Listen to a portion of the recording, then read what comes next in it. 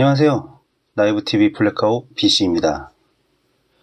오늘은 2021년 3월 13일 토요일입니다.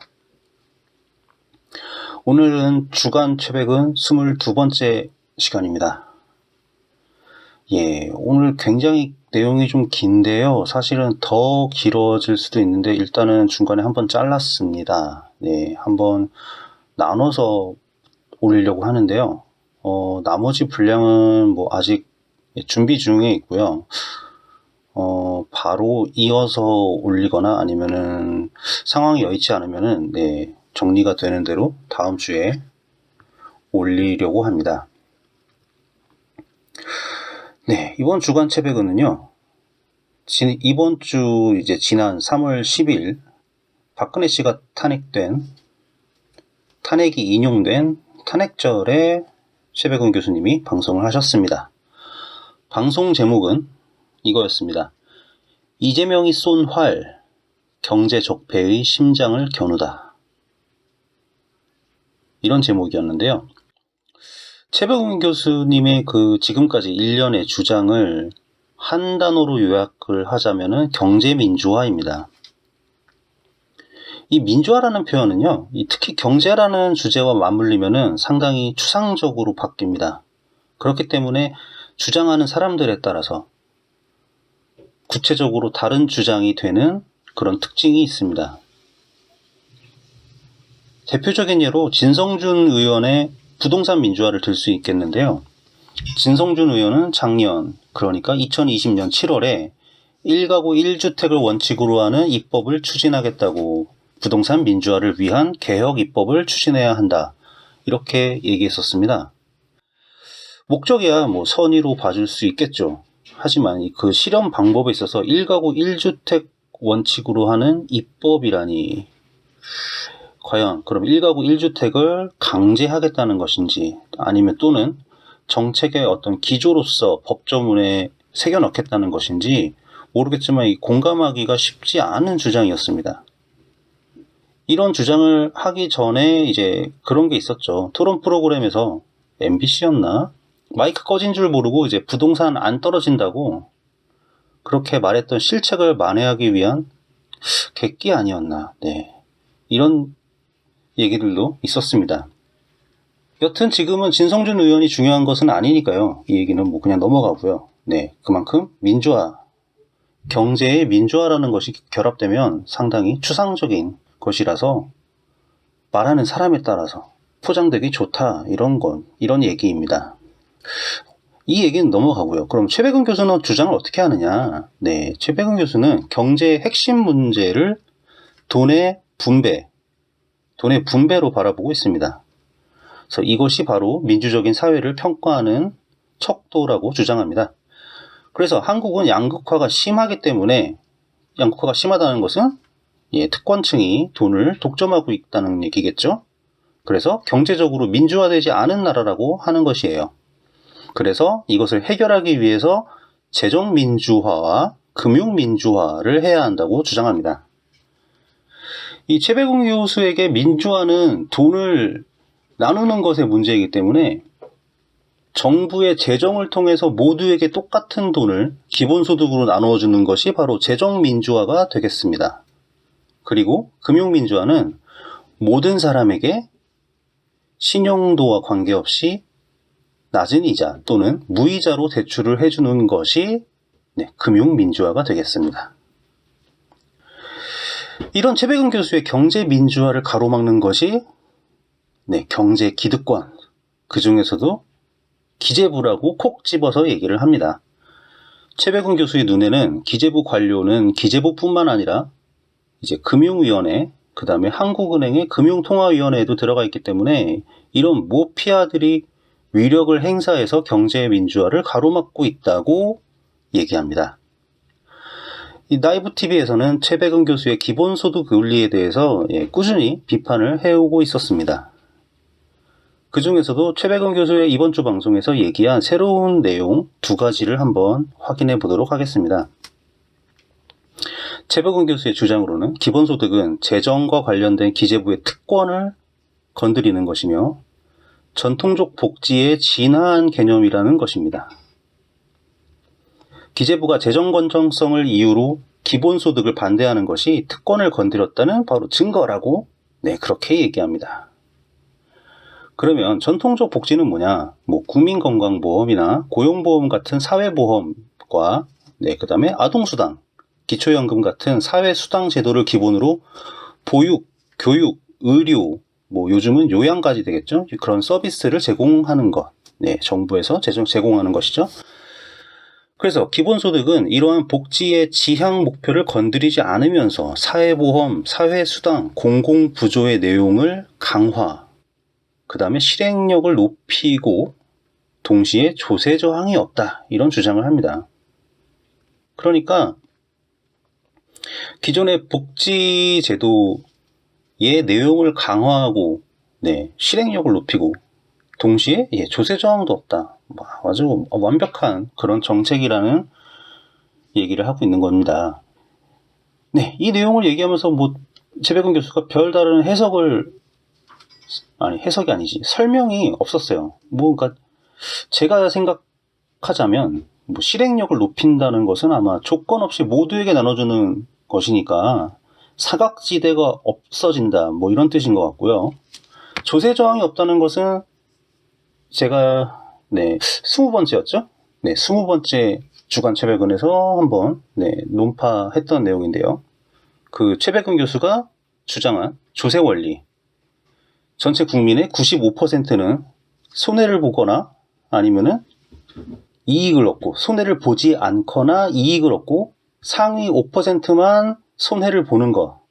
그래서 95대 5의 싸움으로 밀어붙일 수 있다. 조세 저항을 없앨 수 있다. 이런 얘기입니다.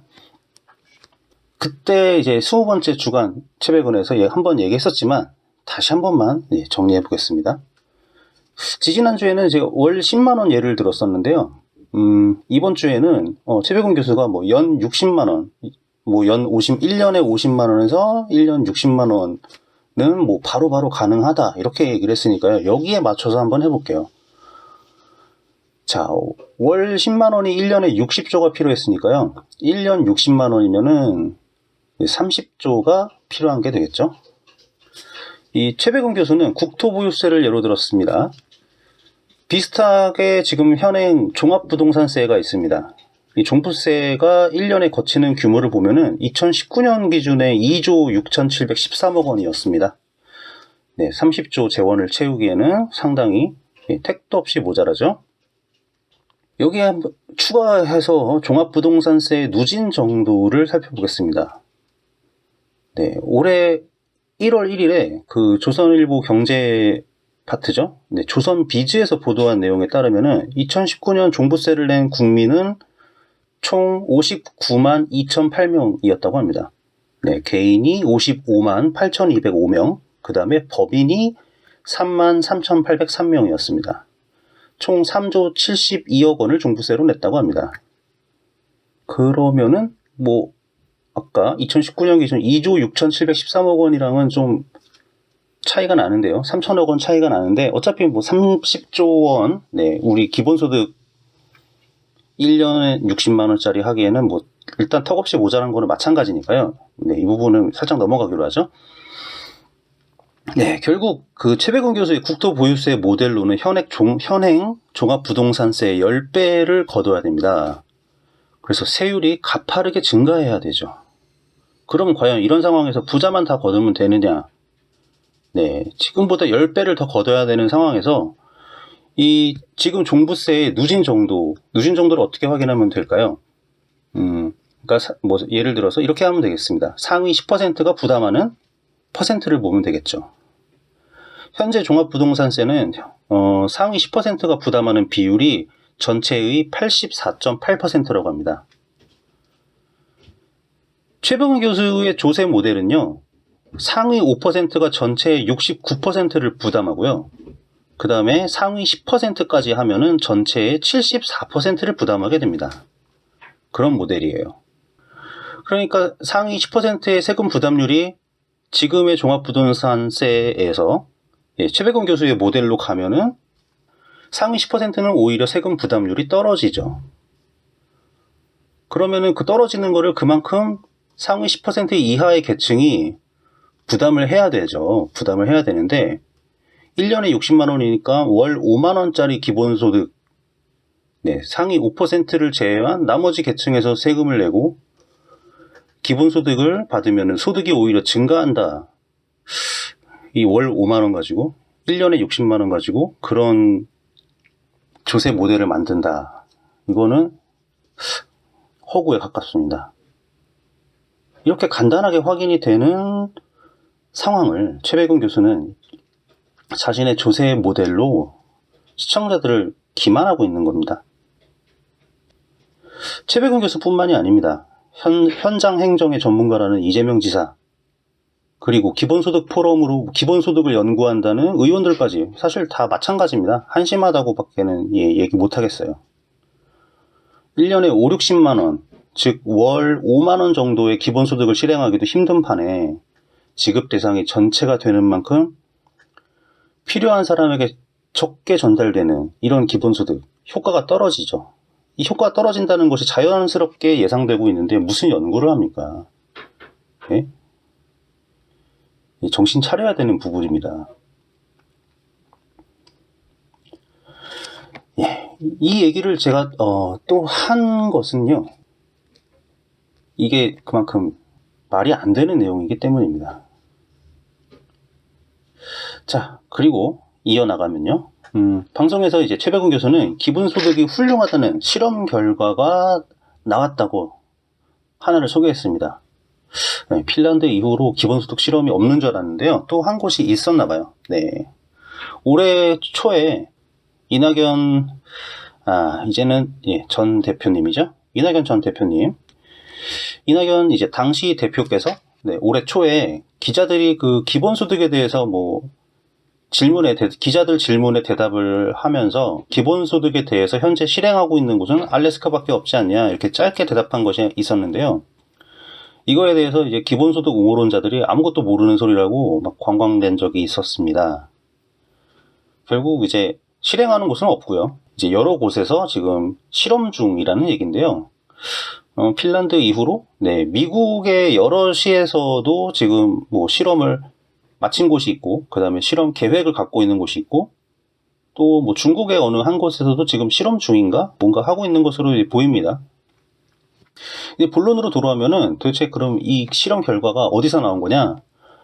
그 올해 초에 발표가 됐어요. 이 미국의 캘리포니아의 스탁턴시라고 있습니다. 그래서 2018년부터 이제 2년 동안 진행을 한 결과를 이제 발표를 했는데요.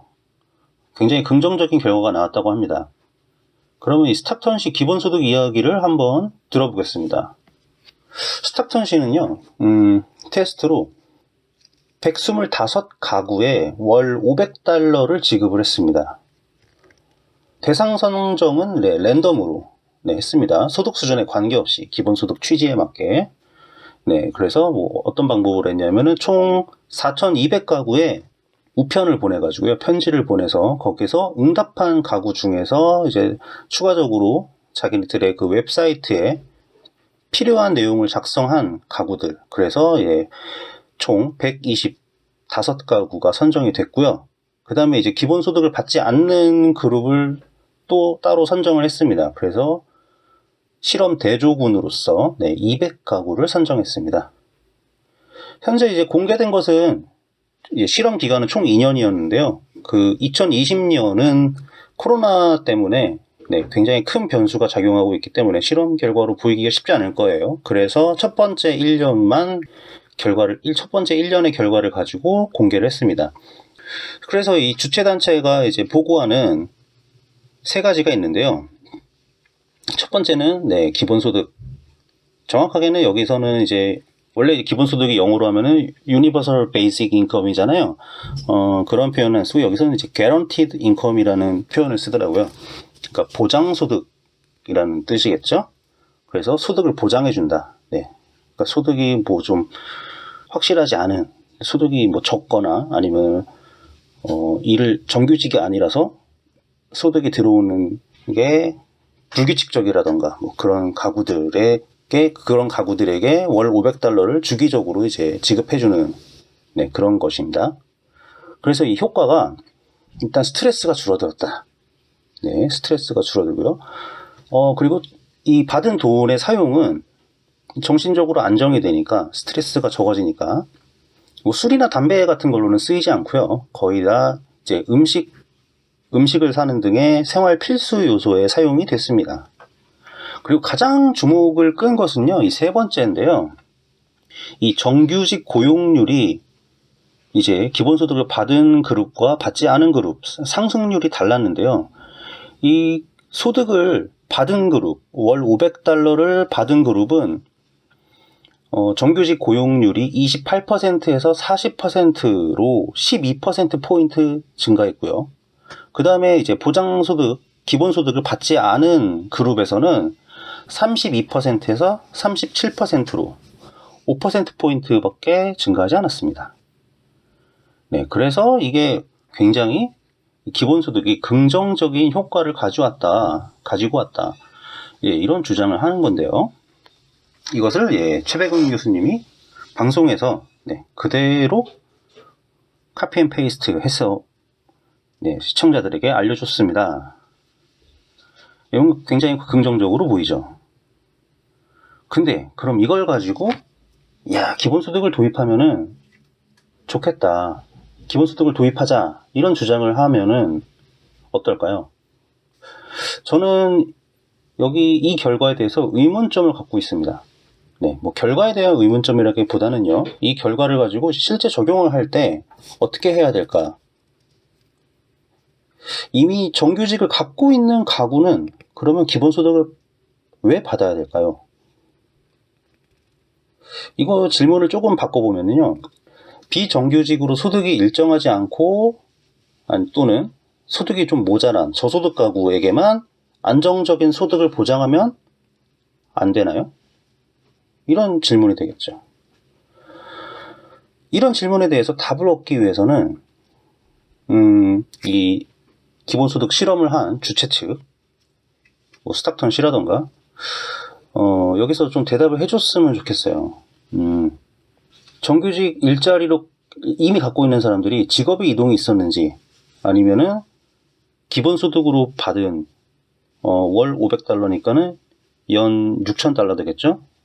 그 외에 받은 거 외에 직업이 바뀌어서 소득이 증가한 것이 있는지, 그 다음에 비정규직 파트타임을 일을 하고 있던 사람들이 이제 정규직으로 올라가면서 그러면 소득이 어떻게 변했는지, 이런 결과들을 좀 보여주면 좋을 것 같습니다. 이런 정보들이 좀 추가로 필요할 것 같고요. 그 다음에 기본소득을 주지 않고 만약에 뭐 직업교육이라던가 아니면은 고용보험을 통한 복지정책으로 이것을 커버 가능한 것이 아닌지, 꼭 기본소득의 형태여야 하느냐, 이런 질문을 또 해볼 수도 있겠죠. 이게 왜 중요한가요? 지급 대상을 제한할 수 있으면은 당연히 소요 예산 규모가 절감되죠. 그래서 이런 추가 질문이 가능한 상황에서 이 스탁턴 씨의 기본소득 실험 결과 발표를 그대로 받아들여서 기본소득을 해야 된다 주장하는 것은 받아들이기 매우 힘든 부분입니다. 자, 그러면은 이 실험 결과를 긍정적으로 해석을 했다고 치고 당장 스탁턴 씨에 적용한다고 가정해 봅시다. 이 실험은 뭐 개인에게 이제 지급한 것은 아니고요, 가구당 지급한 거니까요. 일단 스탁턴 시에 몇 가구가 사는지를 알아보죠. 스탁턴 시에는 95,514가구가 있다고 합니다. 그래서 1년이면은 6,000달러죠. 그래서 이 스탁턴 시의 기본소득 실험 결과를 그대로 스탁턴 시에 대입을 하면은 필요한 1년 예산이 5억 7,308만 4천 달러입니다. 스탁턴 시의 1년 예산은 7억 5,900만 달러 정도 됩니다. 스탁턴 시의 1년 예산의 75%가 가구 기본소득으로 지출돼야 이 프로그램을 스탁턴 시 전체로 확대할 수 있습니다. 가능하겠습니까? 예산의 75%를 사용하는 이런 사업이 말이죠. 이 한국에도 스톡턴시와 이게 비슷한 인구 규모가 한 31만 정도 되거든요. 그 정도 되는 이제 대한민국 기초자치단체를 보면은요, 서울시에는 2개, 강북구와 서대문구가 있고요. 그 다음에 서울 외에는 충남 아산시가 있고, 그 다음에 인천 계양구가 있습니다. 이 4개 지자체 1년 예산 평균이요, 한 7,700억 정도 돼요. 근데 평균 가구 수는 스타턴시보다 훨씬 높아요. 14만 가구 정도 됩니다. 평균이요. 그러니까 현재 환율로 대충 계산하면 500달러가 57만 원 정도 되는데요. 그 가구에 월 57만 원을 1년 동안 지급을 하면은 이 14만 가구에 지급할 때 필요한 1년 예산은 9,576억 소요됩니다. 필요해요. 기초자치단체의 1년 예산을 훌쩍 뛰어넘게 되죠. 너무 뻔한 결과입니다. 기본소득은 이렇게 예산이 너무 많이 필요해요. 이거 같은 경우에는 개인 지급도 아니죠. 네, 가구별 지급입니다. 가구별 지급인데도 이렇게 예산이 많이 필요하죠. 이런 뻔한 결과를 굳이 얘기하는 이유는 사실 최백운 교수님 때문만은 아니에요. 이 스타턴시의 그 실험 결과를 가지고요, 경향신문에서 보도를 했어요. 2월 26일에 보도를 했는데요. 기사 제목이요, 미국 스톡턴시의 기본소득 실험, 현금 줬더니 더 나은 일자리 구해라는 제목입니다. 이 경향신문의 기획 시리즈인데요. 경향신문에 지금 녹아내리는 노동, 내일을 묻다라는 제목의 기획 시리즈를 지금 편성을 해서 보도를 하고 있는 중이라고 합니다. 여기서 내일은 이제 오늘 내일 할 때의 내일, 미래가 되겠죠. 그와 동시에 나의 일을 의미하는 내일, 그거의 이제 중의적 표현이죠. 그러니까 녹아내리는 노동이라는 거는 일자리가 줄어들고 있다, 이런 얘기겠죠. 이 기사를 보니까요, 기획 의도에 대해서도 이제 친절하게 설명을 해놨습니다. 일하는 모두를 위한 사회 안전망이 필요하다는 점이 분명해졌다면서, 노동 연계 복지만으로 촘촘한 사회 안전망을 만들기는 점점 어려워지는 것이 현실. 왜 그러겠습니까? 일자리가 사라지고 있다라는 그런 가정하에서 그런 거죠. 그래서 경향신문은요, 전통적인 안전망의 확대뿐만 아니라 기본소득 논의가 병행될 필요가 있다면서, 또 기존 안전망의 대체제가 아니라 보완제로서 노동자의 교섭력을 전반적으로 강화할 수 있는 방안으로 여겨진다고 합니다. 기본소득이 말이죠. 기획 의도에서 쉽게 이해가 되죠. 이거는 기획 의도 자체가 거의 기본소득 옹호론자 입장이 그대로 녹아들어가 있어요. 자, 이제 기획 의도는 그렇고요. 그러면은 이제 이 스톡턴시의 기사를 어떻게 얘기를 했냐면은, 일단 스톡턴시의 기본소득 실험 결과 발표를 그대로 카피 앤 페이스트, 복붙하고요. 뒤에 이어서 랩 2050의 월 30만원 지급 계획, 그 안을 그대로 이어서 붙여놨습니다. 이 안은요, 이 랩 2050의 안은 양재진 교수님도 논문에서 지적한 바가 있어요. 그러니까 필요한 사람보다 소득이 이미 충분하다고 볼 수 있는 연소득 1억의 외벌이 4인 가족, 연소득 9천만 원 3인 가족, 맞벌이 3인 가족, 그다음 이런 사람들은 이제 300만 원이 넘게 늘어납니다. 그러니까 그 랩 2050이 제시하는 세금 체계 좀 바꾸고요. 그다음에 기본소득을 월 30만 원 이렇게 지급한다고 하면은, 이런 소득이 좀 충분해 보이는 1억 9천만 원 이런 가구들은 소득이 300만 원이 늘어나요. 이런 반면에 노부모를 부양하는 연소득 3,500만 원 3인 가족은 168만 원 소득이 늘어납니다. 그리고 연소득 5천만 원인 1인 가구, 그러니까 청년으로 상정을 했는데요. 이 경우는 41만 원 소득이 줄어드는 건데요.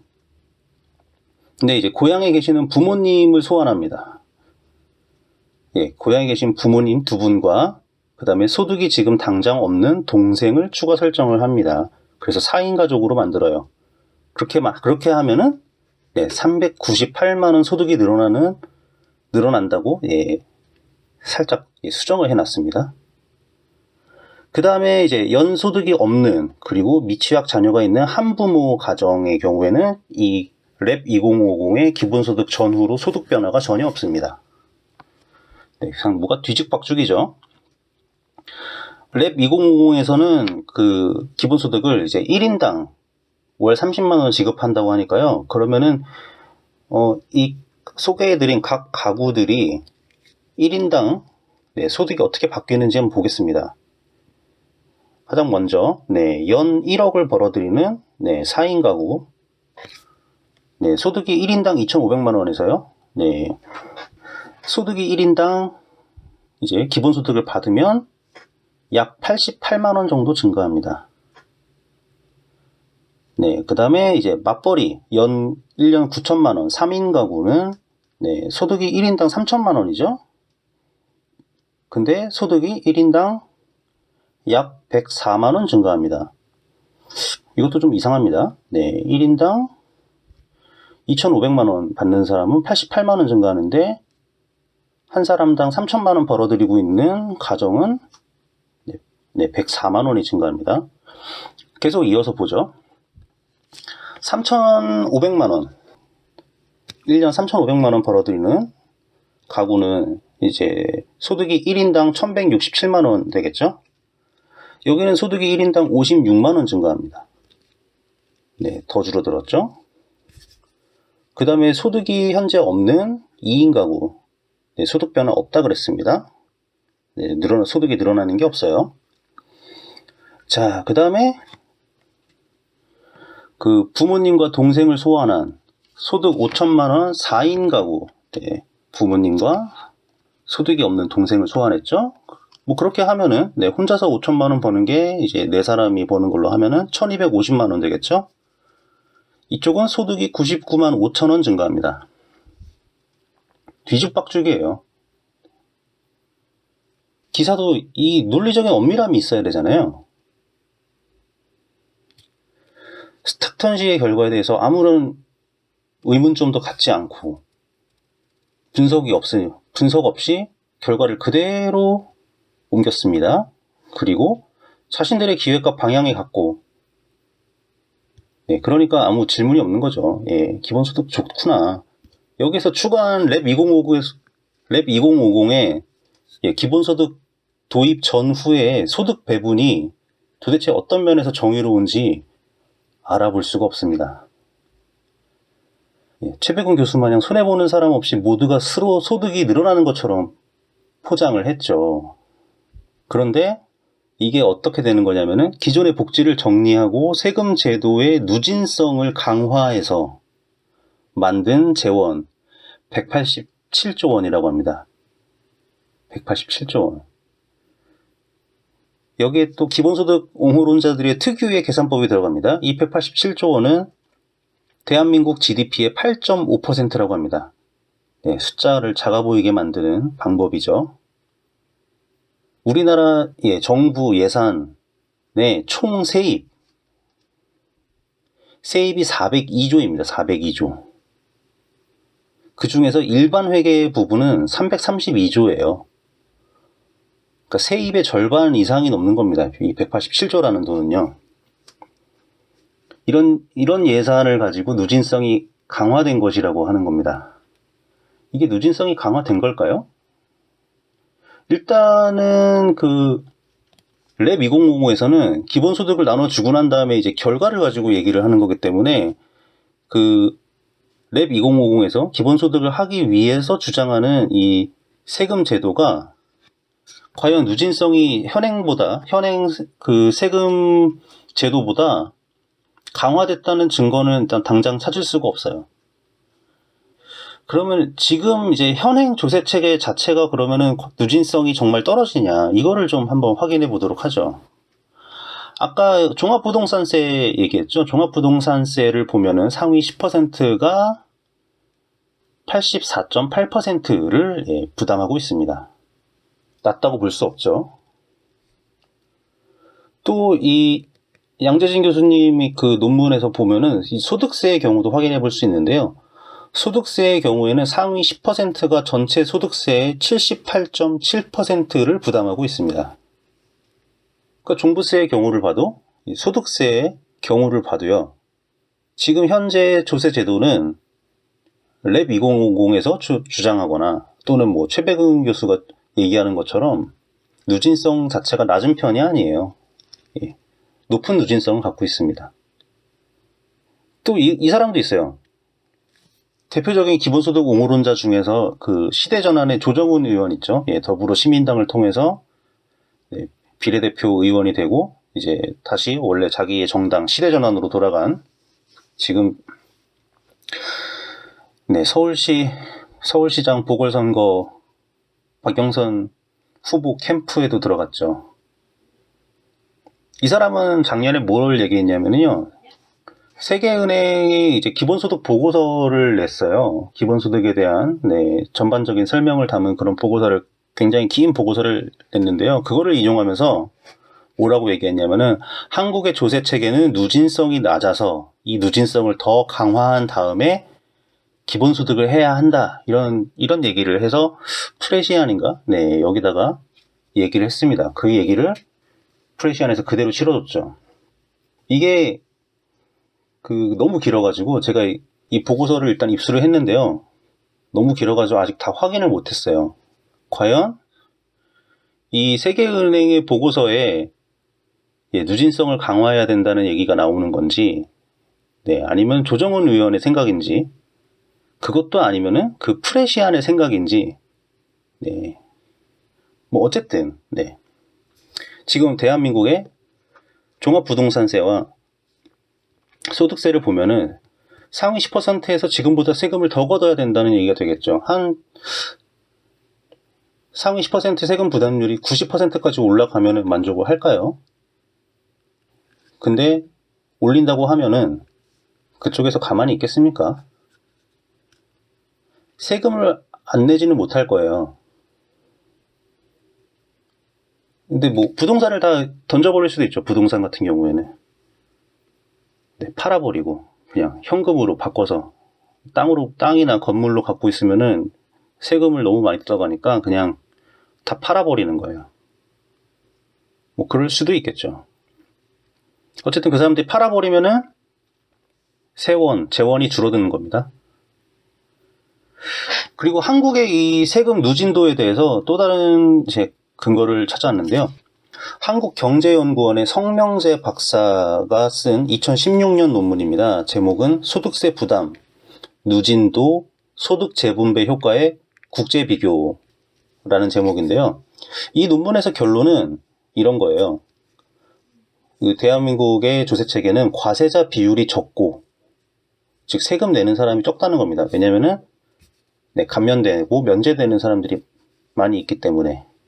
그래서 이 누진도가 집중된 조세 체계로는 소득 재분배 효과가 높지 않기 때문에 소득 재분배 효과를 높이기 위해서는 세금 내는 사람을, 과세 대상자를 이제 넓혀서, 그러니까 뭐 상위 10% 외에도 이제 뭐 상위 20%, 상위 30% 뭐 이런 사람들, 그다음에 더 낮은 사람들에게도 뭐 조금씩 거둘 수 있으면 걷어서, 그래서 이 과세자의 저변을 넓힌 다음에 그 다음에 이제 복지 같은 공적 이전 지출을 확대를 해서 나눠주는 것이 소득 재분배 효과가 더 크다는 것이다라는 그런 결론을 낸 논문인데요.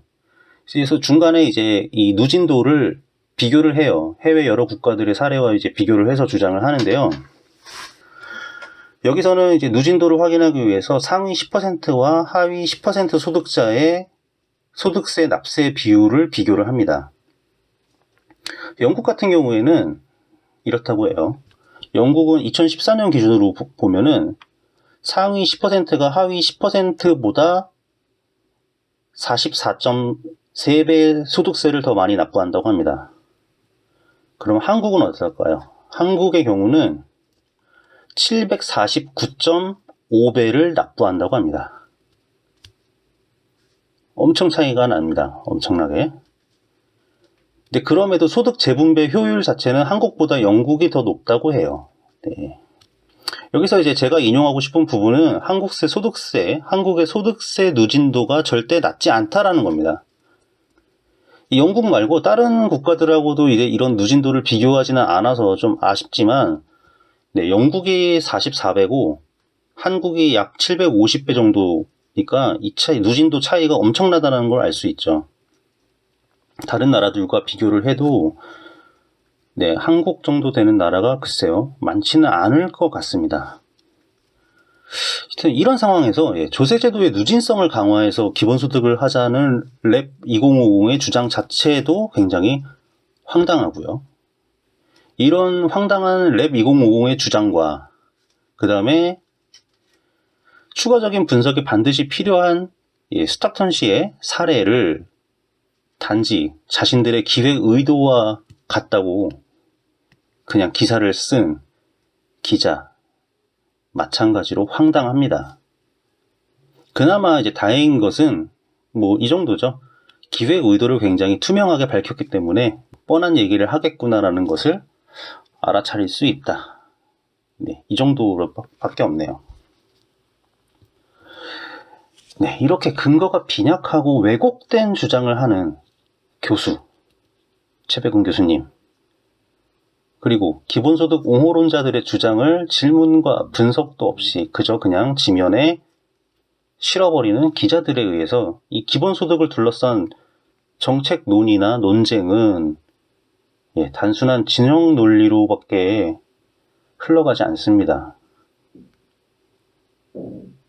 기자가 공부가 부족하니까 이 전문가라는 교수들이 아무런 주장을 막 해도 아무런 견제가 안 되는 거죠.